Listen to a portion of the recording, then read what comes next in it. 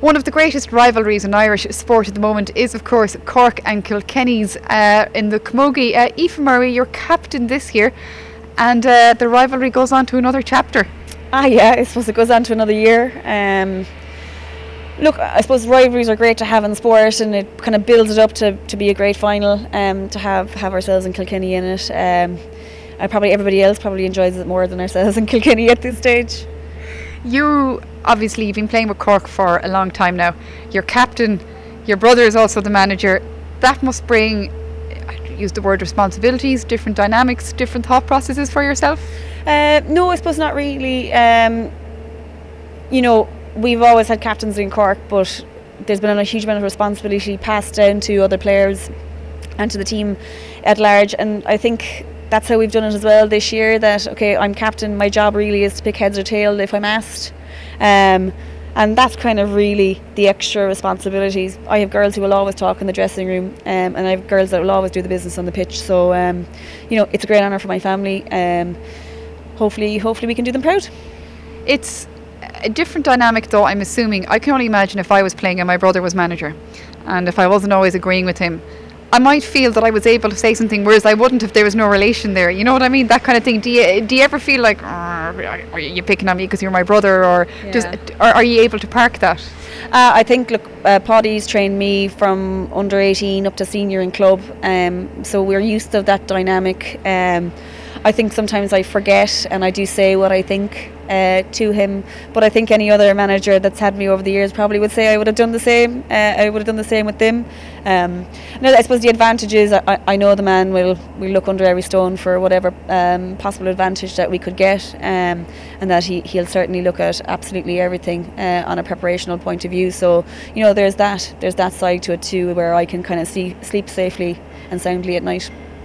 As you get older, I'm sure your training has to evolve and change. Like, people tend to have more chronic injuries, long-term injury, and as well as that, you're also based in Dublin, and so you've that to factor in as well. So I'm assuming your training has evolved over the years.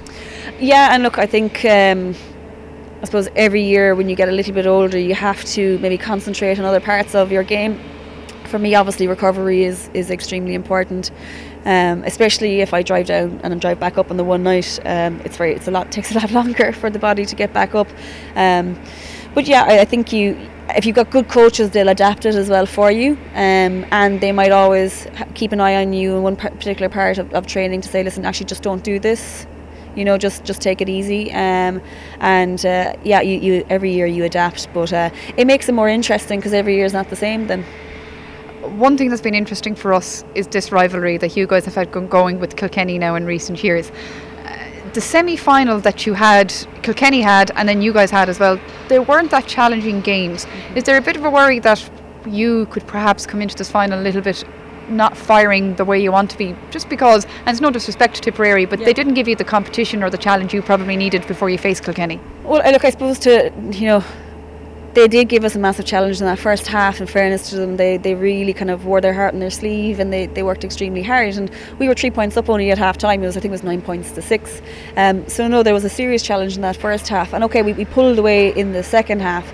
But you know, a lot of people have asked me about the fact that we haven't been challenged. I think if anybody saw our Offaly game, they would have seen the outstanding hurlers Offaly had, and that they did put up a serious challenge to us, only that we just had shooters that were able to score from around the pitch. Just that. But like, you know, so we've had our own challenges along the road. Were they strong enough? We'll find out, I suppose, to be honest, and we'll never really know until the final whistle goes. Another surprise you brought to the table was the return of Breed's Corkery. I asked Paddy at the time, did they keep it quiet on purpose, and he said, not really. What happened? How did she come back into the dressing room? Actually, I don't think there was any special effort made in keeping it quiet. It just, she'd come back a couple of weeks, and they named her obviously on the programme for the semi-final, and everybody went bananas about it, and we were like, she's been training with us for like weeks. She played a club match and everything, you know. I think Breed always had an eye on coming back. She took some time out of the game, which I think she probably needed, just mentally even she needed, and we certainly respected that decision that she took. Her decision to come back, look, we've loved every single second of her being back, whether we win or lose that final. The fact that she's put in that effort to come back and wear the Cork jersey, not just for herself but for us. And I know on a personal level, look, I've grown up with Breach, I play club with her, and listen, if it wasn't for some of her sisters, I certainly wouldn't have succeeded. And to see her make that big effort, on a personal level, I couldn't be prouder of her. And I think she's such a great role model for any young mums out there, that, you know, with the proper support around you, you can still play sport. And you know, it certainly wasn't intentional to keep it quiet, but it just happened. Oddly, it happened like that. Maybe we're lucky that Breach isn't a social media expert. That's true. She doesn't really do much of it. Yeah, no. I think there's a few of us on the older side that don't really fully understand how it works. But yeah, no. I think Breach just wanted to go about her business her way, and she did that. Now the thing with social media is that it's really built up this rivalry between you and Kilkenny as well, because now you see people tweeting and saying this would be a great game. Yeah. These women just don't like each other. Is that right? Fair to say?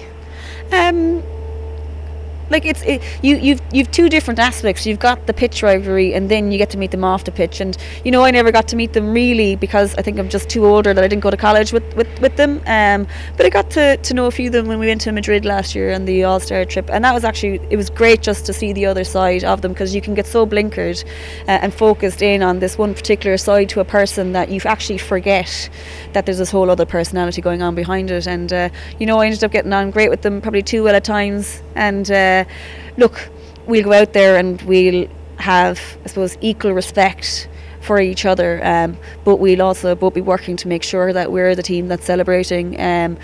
But for us to do that, you know, we know to beat these girls, we're just going to have to bring a level of work rate that we haven't seen in a Cork jersey. You know, can we do that? I suppose time will tell.